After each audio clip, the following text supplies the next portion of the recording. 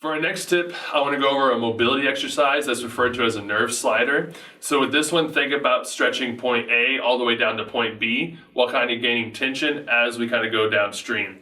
So two different versions of this one. What we'll do first is kind of cradle the head right here.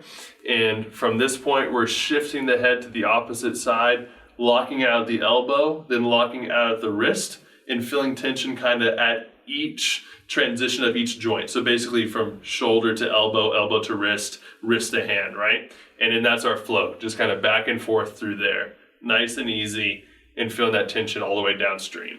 For the next one, we're targeting a different area of the arm, so kind of this downstream type area. So what we'll do here, make a little goggle, kind of like this. Same kind of deal, we're slacking down into that side, and then shifting out and over, just like this. Same kind of deal. Back and forth, just different hand position, really trying to draw that pinky back towards us.